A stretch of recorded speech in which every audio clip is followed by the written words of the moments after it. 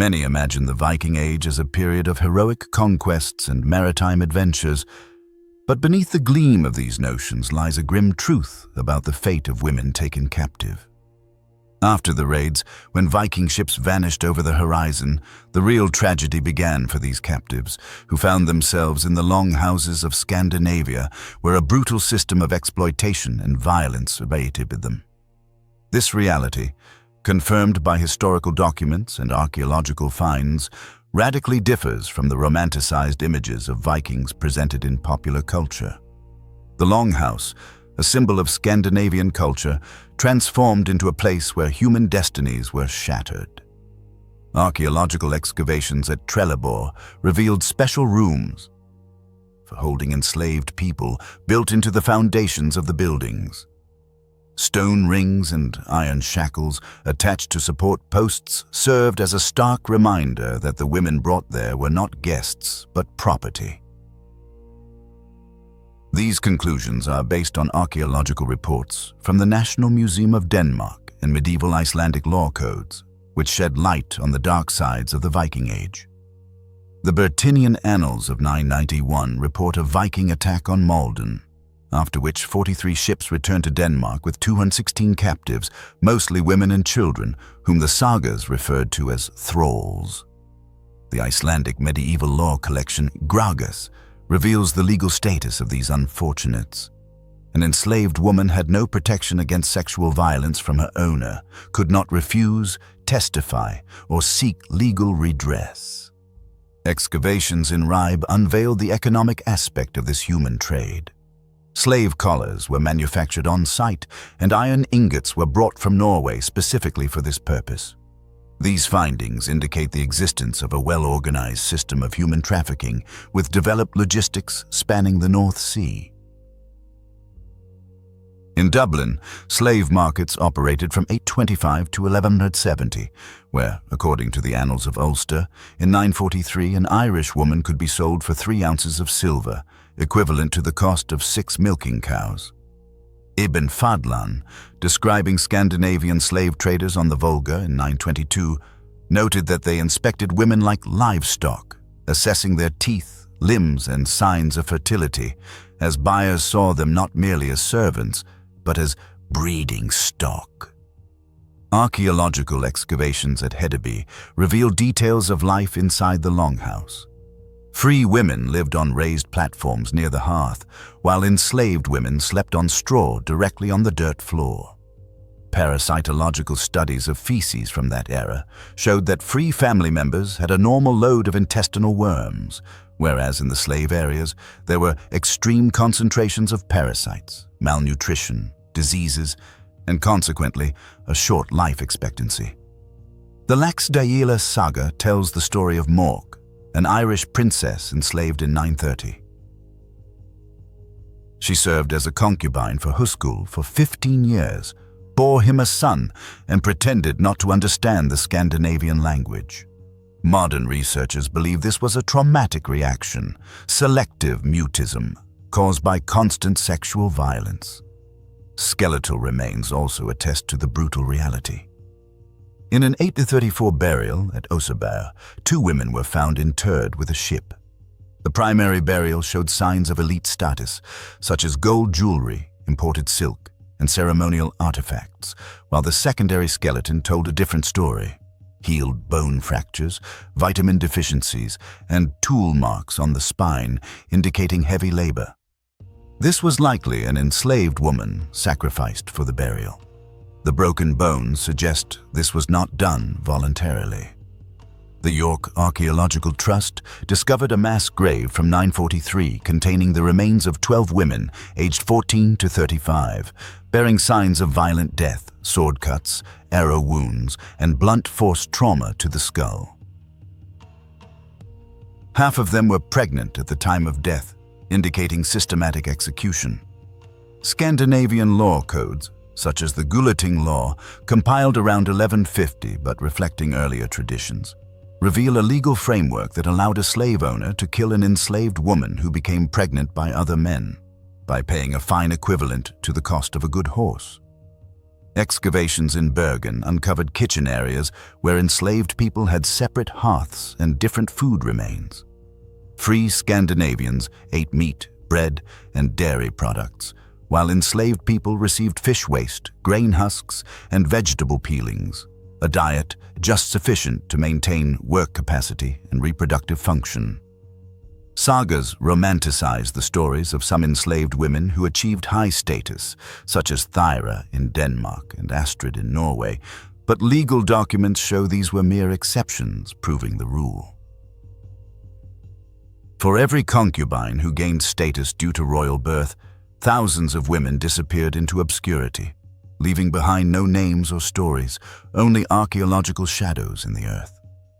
In the depths of the earth lie the dark shadows of the past. Ibn Rusta, a 9th century chronicler, recorded grim Scandinavian burial rituals where enslaved people played a tragic role. When a noble Viking died, his enslaved women were condemned to a terrible choice: to follow him into the afterlife. Volunteers, intoxicated with alcohol, were subjected to abuse and then killed by strangulation or stabbing. This barbaric rite was considered a religious duty, a sacred obligation, where the victim's consent was merely a pathetic fiction. Archaeological excavations in Kaupang, once a thriving Norwegian trading center, reveal the monstrous scale of the slave trade. Facilities capable of holding up to 300 enslaved women were discovered, along with blacksmith workshops specializing in making shackles and port facilities designed for transporting human cargo. This was not merely a raiding party, but a well-organized commercial enterprise with investments in specialized infrastructure. The Gragas law code even regulated the breeding of enslaved people. An enslaved woman who bore her master 3 children received relative protection. She could not be sold to another household. She was entitled to an improved ration, and she could work in the main hall rather than in the outbuildings. This was a peculiar pas, or progress, in Viking legal thought, where 3 pregnancies granted basic rights to survival. Genetic studies of modern Icelanders shed light on the demographic consequences of the Viking Age. Analysis of mitochondrial DNA shows that 60% of the female founders of the Icelandic population originated from Celtic lands, Scotland, Ireland, and Wales. At the same time, Y chromosome analysis indicates that 90% of the male founders were Scandinavian. The math is simple. Most women arrived in Iceland as enslaved people, and most men as their owners. Archaeological finds in Greenland attest to the tragic end of the Scandinavian settlements, which declined around 1450 due to climate change, resource depletion, and social decay. Skeletal remains from the last decades of these settlements speak volumes. Adult female skeletons virtually disappear from the archaeological record, and infant mortality skyrockets.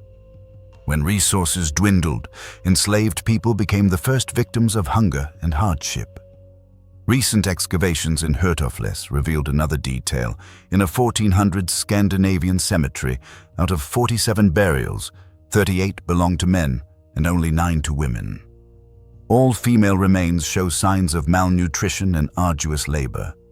Fragments of clothing indicate the use of expensive materials, imported wool and silver thread. These were no longer enslaved women, but the last free Scandinavian women, exhausted by tireless work in attempts to sustain a dying civilization. However, permafrost finds are changing our understanding of this era. Well-preserved clothing revealed textile features characteristic of 3 different cultural traditions: Scandinavian wool, Celtic linen, and Arctic fur techniques. Women were not just victims, they adapted, combined, and survived, creating hybrid technologies that outlived their enslavers. In one of the last longhouses excavated in Greenland, 3 separate cooking zones were found, indicating the use of various culinary techniques and traditions. Irish enslaved women taught their enslavers to preserve fish using Celtic salting methods. Pictish women introduced new weaving techniques for warmer clothing, and captive Sami shared Arctic survival skills. Women brought not only their labor, but also valuable knowledge to Scandinavian longhouses, which sustained these settlements for centuries. Cruelty and violence were an inherent part of this era, confirmed by numerous documents and archaeological finds. However, cultural exchange was far deeper than reflected in Scandinavian sagas. Bergen city records from 1267 mention the last documented enslaved woman named Svei, sold for 4 silver marks to the merchant Erik. The document lists her numerous skills: weaving, cooking, midwifery, and reading Latin. She could calculate trade proportions and spoke 4 languages. The price was not for her body, but for a walking library of knowledge and survival methods. Excavations in the Faroe Islands uncovered the foundation of a 1300s longhouse with unusual architectural features, separate entrances, divided work areas, and mixed tool sets, indicating the use of both Scandinavian and Celtic methods. Women gradually transformed longhouses from prisons into hybrid cultural centers. Finds in the permafrost near Valsey Cathedral reveal another important detail. Textile fragments show repair methods unknown in medieval Scandinavia.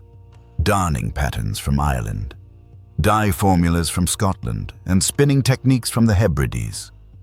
Enslaved women did not just survive, they preserved their native cultures and passed them down through generations. Despite systematic violence and a cruel legal system, women who entered Scandinavian longhouses as captives ultimately became carriers of knowledge that outlived their enslavers. When Scandinavian settlements declined, their survival methods persisted in local traditions, which archaeologists continue to discover today. Despite the centuries that might have passed, archaeological discoveries continue to shed light on the harsh realities of life in the Viking Age. Excavations conducted in Trondheim in 2015 provided a glimpse into the daily lives of longhouse inhabitants. Even before dawn, enslaved women began their duties. Archaeologists found separate fire-starting zones where different types of flint were used. Enslaved women, known as thralls, were forced to make do with inferior materials, while the main hearth was maintained for free family members. Burn marks on post holes indicate that enslaved women worked at least 18 hours a day. The ancient Frostating's law prescribed severe punishments for enslaved women who refused to work. A first offense meant a week's reduction in rations. A second offense incurred 20 blows with birch rods. For a third offense, the owner had the right to brand the enslaved woman's face or sell her to traders heading east. These women were regarded in law codes as livestock, accompanied by detailed troubleshooting instructions. Coprological analysis conducted in Jorvik revealed striking differences in the diets of free Scandinavian women and enslaved women. The former consumed meat protein equivalent to 40 grams per day, while the latter subsisted on only 12 grams. Analysis of their fecal remains showed they ate food scraps, bone marrow from discarded bones, and the intestinal contents of slaughtered animals. This diet was barely enough for survival and maintaining work capacity, but led to malnutrition. Meal times also reveal a sad truth. Isotope analysis of bone collagen showed that free women ate regularly throughout the day, while enslaved women adhered to a single meal per day, usually after dark. They worked all day on an empty stomach and then received leftovers after the free family members finished their meal. Amber beads found in slave quarters in Ribe served not as adornments, but as currency. Documentary evidence from Hamburg indicates that Scandinavian traders paid enslaved women with amber beads for sexual services during market visits. These beads were in essence brothel tokens within a regulated system of prostitution. Archaeological estimates suggest that individual women served 8 to 12 clients during major trading seasons. The Irbygja saga contains records of temperature measurements inside Snorri's longhouse during winter.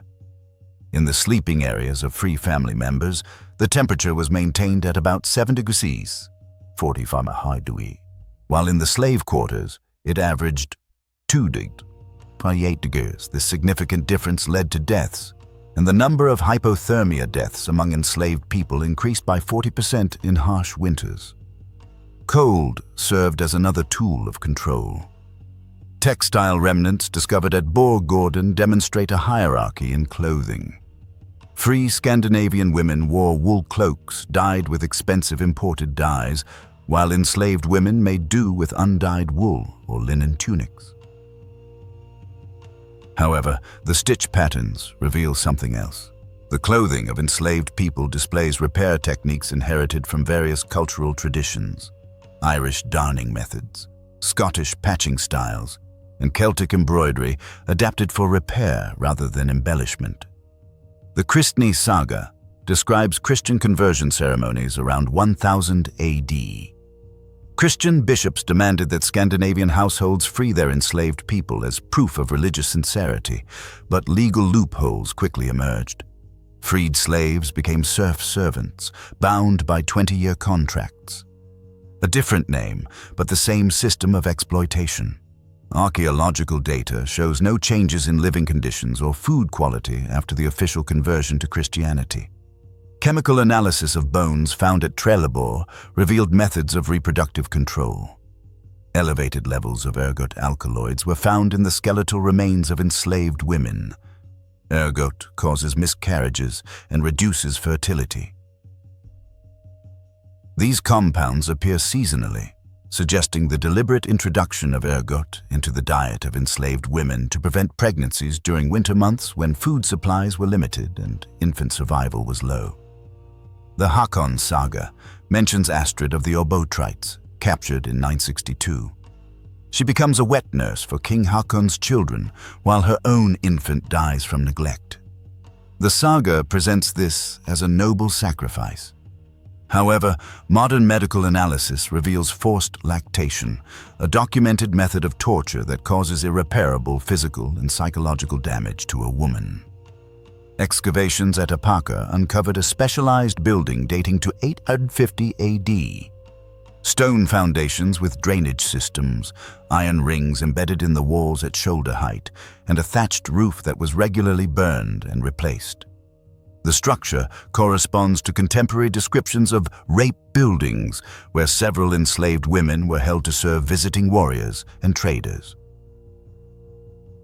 The Brannan's Jaw saga contains a record of a trial held in 1015. Floy Thorson sued his neighbor for using his enslaved woman without permission. The fine was 12 ounces of silver. The same penalty applied to stealing a breeding bull. The legal system viewed rape as damage to property, not as violence against a person. Slavery in the Viking Age represented a system of brutal violence against individuals. Archaeological finds in Sigtuna indicate religious assimilation, where Christian churches were erected on the foundations of former dwellings, with foundation stones containing iron shackles.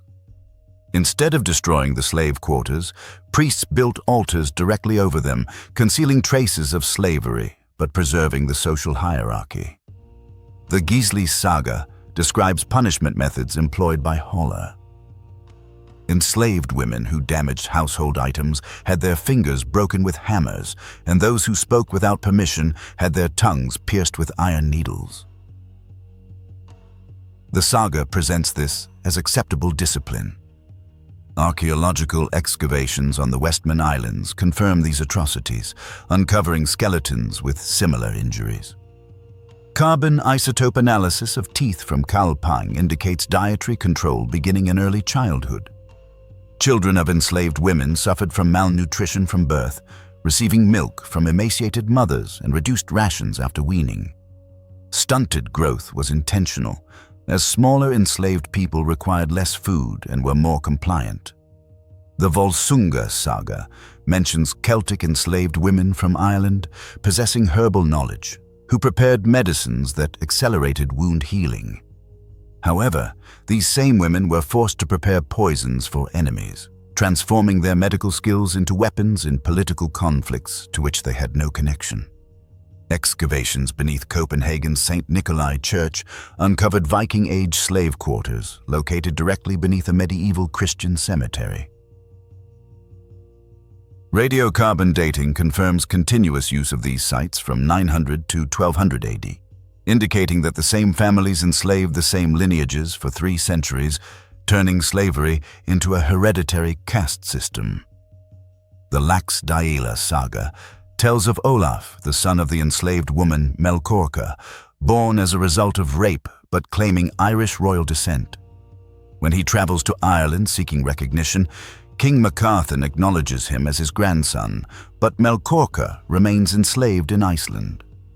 The child's royal blood did not affect the mother's legal status. Analysis of teeth from Bergen revealed specific wear marks on the teeth of enslaved women, indicating the biting of threads and working with ropes. They used their teeth as tools because their hands were occupied with other work. Tooth wear accelerated tooth loss, making the women appear older and reducing their value in slave markets. The Cormac's saga describes the management of Stangador's farm, where enslaved women were tasked with milking 36 cows daily. Documents indicate that each woman cared for 6 cows, working from dawn to dusk during calving season. Milk production was mechanized labor in which people acted as components. Chemical analysis of kitchenware from Ribe reveals a hierarchy in food preparation. Vessels for slave food showed increased levels of salt and preservatives. Food was prepared for long-term storage, not for taste. Enslaved people ate preserved rations, while free households consumed fresh meals prepared immediately before eating. The Saga of Thor describes Gudrun's weaving workshop, where 12 enslaved women produced textiles sold in markets from Dublin to Novgorod. The saga mentions profits, but remains silent about the working conditions. Archaeological data indicates an 18-hour workday with minimal breaks, and production quotas were enforced through food rationing. Parasitological studies from the cesspits of Hedeby reveal diseases that afflicted the enslaved. Intestinal parasites were found in their dwellings, pointing to severe malnutrition and unsanitary conditions. However, remains of medicinal plants were also discovered, suggesting self-medication. Women used folk remedies to maintain their work capacity despite the harsh circumstances. Landnámabók, the Book of Settlements in Iceland, provides specific examples. Un the Deep-Minded arrived in Iceland around 870 AD with 20 enslaved women and assigned them duties for breeding with enslaved men. The text lists their children by name and parentage. These were managed breeding programs with documented results, not relationships born of love. Gotlandic picture stones offer visual evidence. Carved scenes depict ships arriving with bound captives. The women are dressed in simple clothing, distinct from that of their captors. Short skirts indicate low status. Some stones show women carrying Norse children on their backs while working, performing forced labor in a multitasking manner. Ibn Fadlan's account becomes sinister upon detailed analysis. He describes a ship burial where an enslaved volunteer woman is chosen for sacrifice. However, his text shows she attempted to escape twice before the ceremony. She was plied with alcohol and narcotic plants. She was not a volunteer, but was prepared for execution while in a chemically induced state, unable to resist. Enslaved women, deprived of their free will, could not resist their enslavers. Archaeological findings from Lund reveal the harsh reality of enslaved women's lives. Analysis of skeletal remains indicates pelvic trauma caused by multiple and difficult childbirths. Bone deformities point to constant carrying of heavy loads, such as water buckets and firewood, leading to vertebral compression. The bodies of enslaved women were turned into tools, worn out by unbearable exploitation. The Saga of the Sturlungs mentions Gudrun, an enslaved woman captured in the Orkney Islands in 1198. Over 15 years, she bore 7 children by 3 different owners. The saga presents this as a common use of female property, where the children of an enslaved woman automatically became enslaved unless granted special legal emancipation. Excavations in Tise, Denmark, uncovered the hierarchical structure of the Longhouse and its architectural features. Free women's quarters had wooden floors raised 20 centimeters above the ground, insulated with straw and animal hides. In contrast, slave areas had earthen floors with drainage ditches for waste and water. The building's very construction emphasized social status differences. The saga of the Vikings describes the training of young enslaved women for various purposes: domestic labor, textile production, and sexual service to merchants and allies. The latter is presented as diplomatic courtesy. Modern analysis reveals systematic sex trafficking disguised under a political veneer. Carbon dating of burials in Birka shows that enslaved women's burials are regularly found between 800 and 950 AD, but almost disappear from archaeological data after 950 AD. This coincides with historical sources indicating increased Christian influence and changing legal views on slavery. However, it took about 150 years for these changes to be fully implemented. The Gragas laws contain specific provisions regarding pregnant enslaved women. If an enslaved woman lost a child due to violence from her master, he bore no responsibility and paid no compensation. If she died in childbirth, the master could declare the surviving child his property. If both mother and child died, the master faced no legal penalty. The law treated childbirth as an industrial process with an acceptable level of losses. Archaeological layers in Ribe demonstrate economic integration. Specialized tools for textile production were found in slave dwellings: spindle whorls, loom weights, and blades for trimming threads. Finished cloth, in turn, is found in noble residences throughout the settlement. Enslaved women produced luxury goods while living in extreme poverty. The Orkney Inga saga describes raids on Scotland around 1040 AD, resulting in the capture of 67 prisoners. The saga specifies that 38 of them were young women, and excavations of the harbour in Kirkwall show an expansion of slave living quarters during the same period. This indicates investment in infrastructure commensurate with the influx of live cargo. Analysis of skeletons from Bergen reveals patterns in the age of death for enslaved women. Most remains indicate death between the ages of 22 and 35, significantly lower than that of free Norse women, whose average life expectancy was 45 to 50 years. The combination of malnutrition, overwork, numerous pregnancies, and violence led to high mortality among the enslaved population.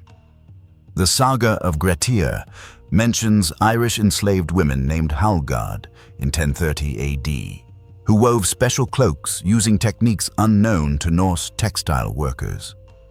The saga describes this fabric as superior in quality. Modern textile archaeology confirms that Celtic weaving produced stronger and warmer fabrics than standard Norse methods. Enslaved women were a valuable technological asset. Excavations in Kaupang revealed details of the slave supply chain. Tools specifically designed to restrain captives during transport were found: iron shackles with attachment points for ships, and wooden collars with carved runes indicating ownership. This was a meticulously designed system of human trafficking, not spontaneous violence. The saga of Egil describes Thor's concubine, secretly captured in Kurland in 920 AD. She spoke 4 languages and managed his household accounts. The saga presents this as good fortune for Thor. However, legal documents from Gotland show similar cases where multilingual enslaved women served as interpreters in international trade negotiations.